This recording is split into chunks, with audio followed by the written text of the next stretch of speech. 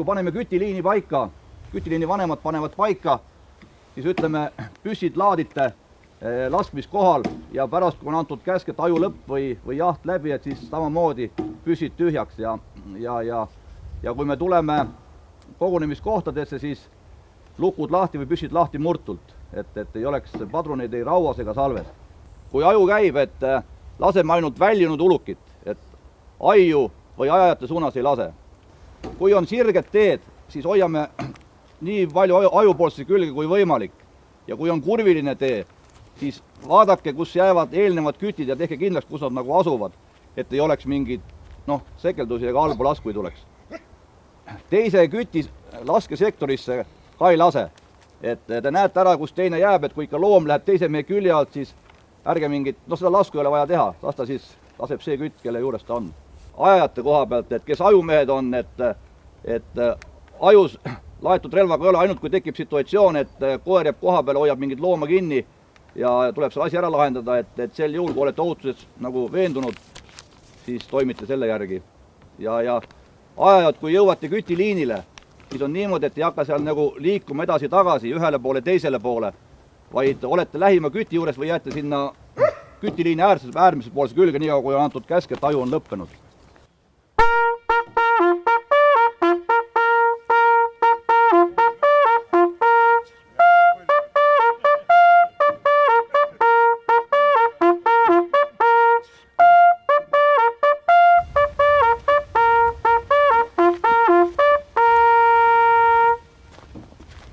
Enne püssi laadimist teeme me kindlaks naaberküttide asukoha.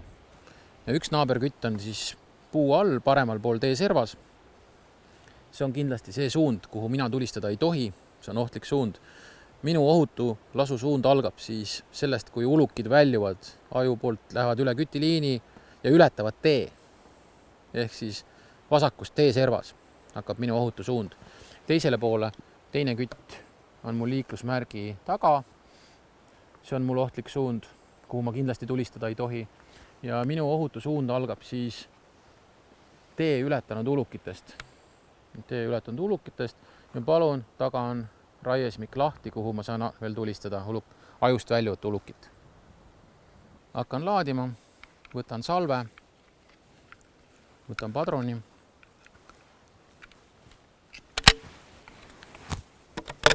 Püssi lukk on lahti. Panen salve püssi külge. Lükkan padroni üle salve padroni pessa. Lasen salve natukene alla poole ja lükkan esimese padroni pessa. Nüüd panen lukku kinni, püss on vinnastatud, laetud ja panen relvakaitseriivi. Nii, olen tee ääres, et anda naaberkütile võimalus ja võimalikult ohutult tulistada ajust väljuvat ulukit. Ja võtsin kaasa ka toe, et mõnikord tuleb seista tundide kaupa. Ja siis on suhteliselt tülikas hoida püssi rihmaga õlal tundide kaupa, aga väga mugav on toetada püssi näiteks sellisele alpikepile, sest siit võtta püss ja tõsta laskeasendisse on mul väga mugav ja väga kiire. Et mul püss tegelikult on väga kiiresti valmis kasutamiseks ja kogu püssi raskus on sellel toel.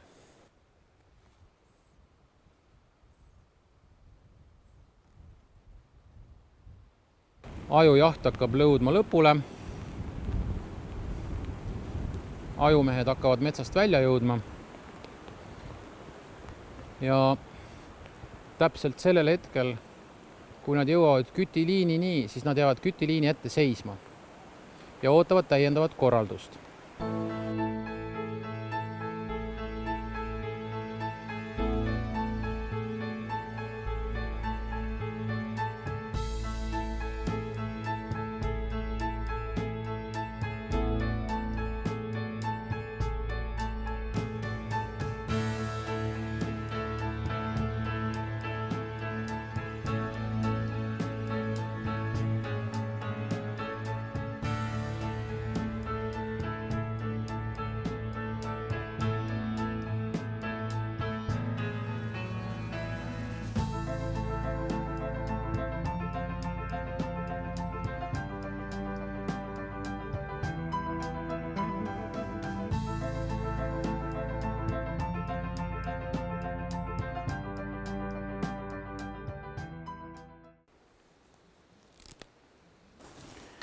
hiilimisjahis on väga oluline liikuda vastu tuult ja vaadelda hoolikalt maastikut.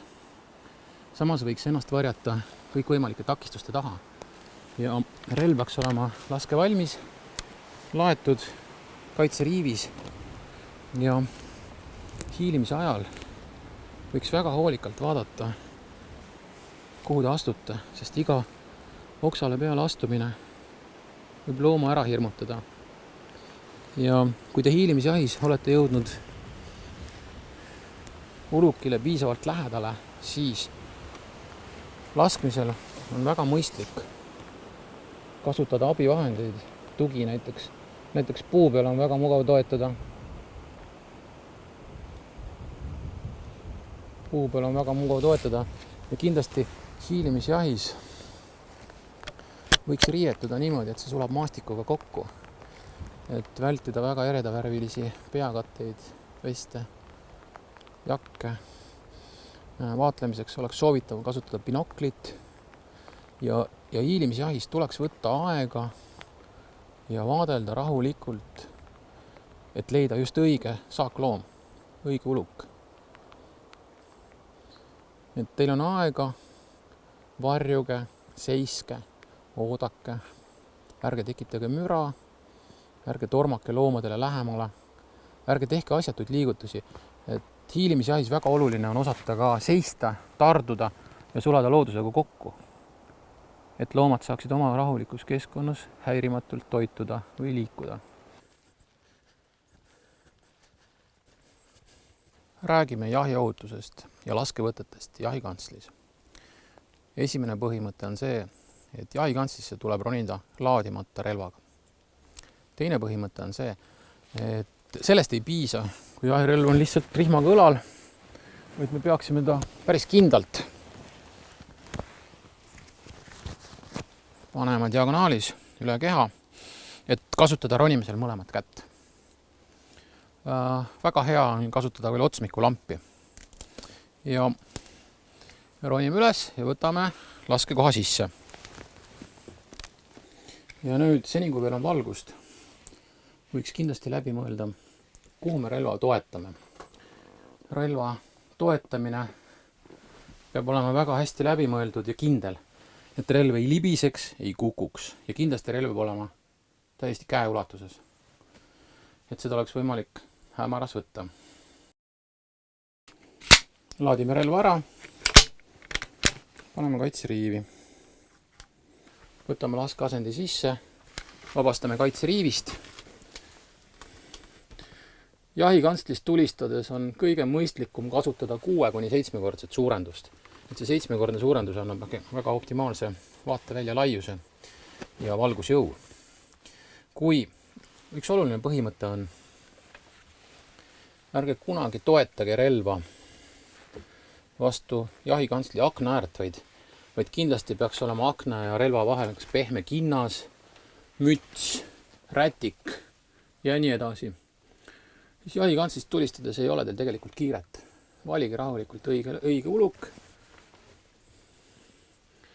Oodake, millal ta on teie poole küljega. Tõmmake relv korralikult kehasse.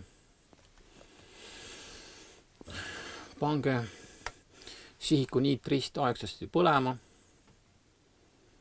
Keskenduge, vaadelge, valige õige hetk ja tulistage.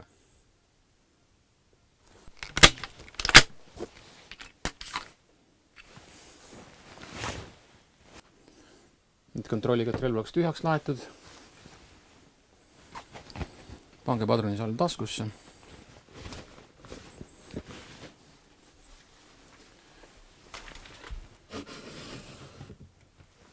Pange kantsli aknad kinni ja minge kontrollige lasu tulemust.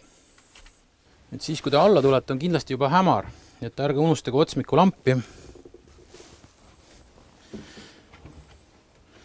Ärge kiirustage. Hoidke alati mõlema käega kinni ronimisel.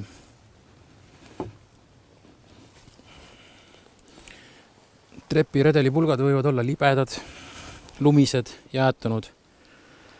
Liikuge rahulikult ja kindlalt. Kiiret ei ole. Pärast jahi lõppu veenduge, et teie relv on laadimata. Padrunisalv ei ole kinnitatud relvale. Lukk on lahti. Ja transpordivahendisse laadime relvakotti. Alati relvaraua suudmega endast eemale. Vahetult enne seda võite lukku kokku lükata. Padrunisalv ei ole kinnitatud relvale. Paneme kotti kinni. Ja relv on nõuetepäraselt transpordivahendis. Võite jätkata reisi.